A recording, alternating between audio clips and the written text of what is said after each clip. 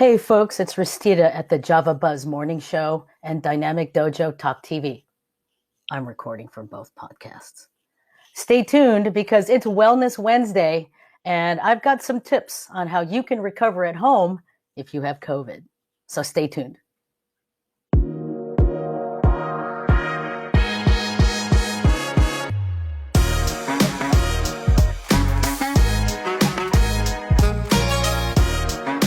Well, hey, thanks for watching, everybody.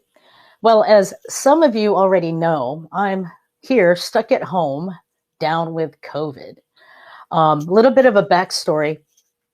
I tested positive on Monday the 31st. I had to take a COVID test to be able to be cleared to go back to work because I was out of town for three days or something like that. And on the plane ride home, I started to feel a little sniffly and sneezy and kind of out of sorts. When I woke up Monday the 31st, I was like, something doesn't feel right. I'm going to go ahead and use my government stash of COVID tests and take a test. And sure enough, it was positive. That said, because I work at a school that has very strict protocol, I can't go to work because being around kids and faculty and stuff like that. So I was told, hey, if you have very minor symptoms and you test positive and you test negative next Monday, you can return to work. Well, it turns out that my symptoms started out somewhat minor: runny nose, scratchy throat, sneezing, no coughing yet. And I thought, oh, well, even though this is a positive test, I'm just going to stay at home, hunker down, take care of myself, and see how I do. Well, this past Monday, the 7th, I tested positive again. And before that, let me back up another few days. Last Tuesday and Wednesday, I had a fever for about two and a half, almost 3 days. Finally went away. And then this past Saturday, the 5th, I lost my sense of smell and I lost my sense of taste. No. I noticed this when I was drinking my coffee and I realized I couldn't smell it, nor could I taste it. Like right now, I have a cup of coffee.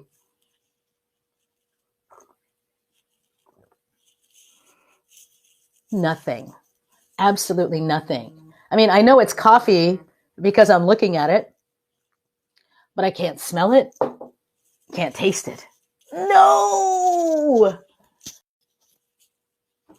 Anyhow, let's get on with it. How to recover at home if you have COVID.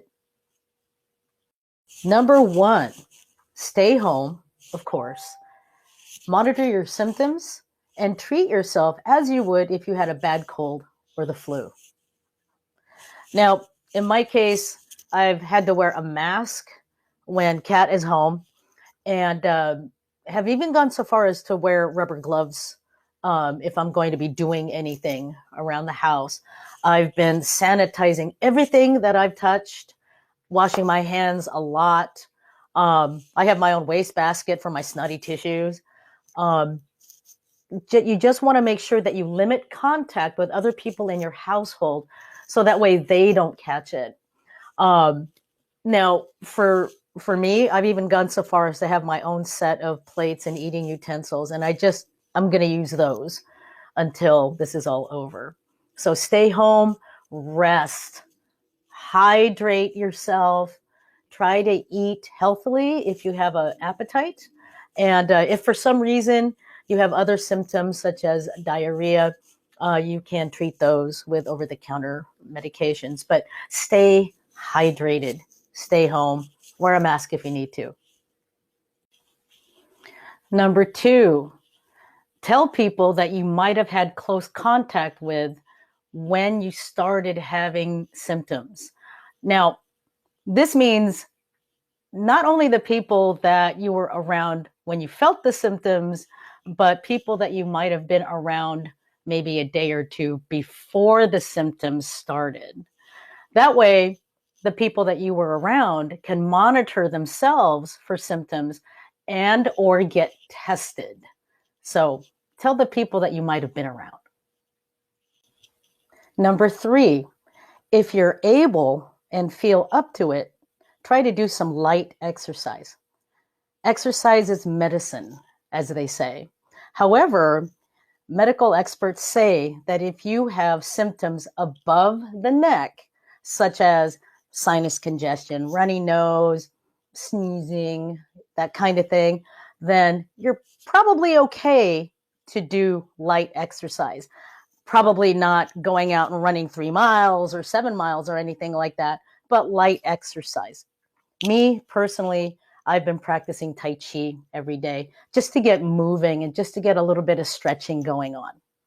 However, if you have symptoms below the neck, like chest congestion, diarrhea, upset stomach, things like that, or especially if you have a fever, you might want to postpone exercise until you feel better, especially with the fever. A fever is your body's way of telling you, slow down, we're fighting something right now, so just rest, don't do anything. So anyway, like I said, above the neck symptoms, runny nose, sneezing, nasal congestion, you're probably okay for light exercise. Anything below the neck, chest congestion, stomach problems, stomach upset, diarrhea, that kind of thing. Or if you have fever, postpone your exercise and just rest.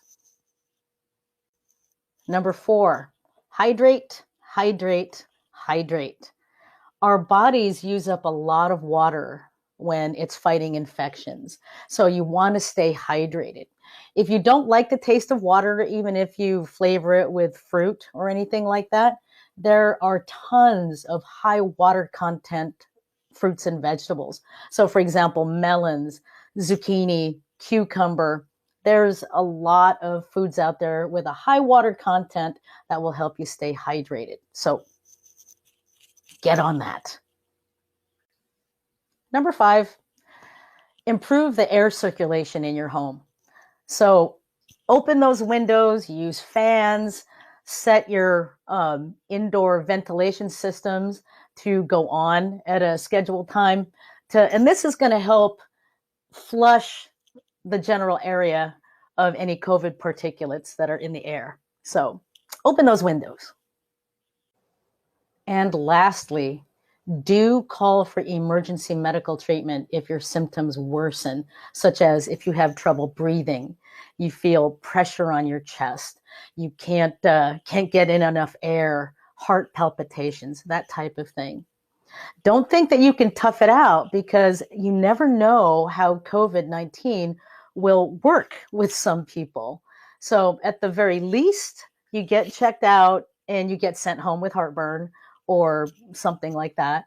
At the very worst, at least if you've called for medical help or go to the hospital, you'll have someone to help you if you're in distress. Anyway, this is Restita of the Java Buzz Morning Show and Dynamic Dojo Talk TV. If you've already dealt with COVID or if you're currently dealing with COVID, I hope you get better.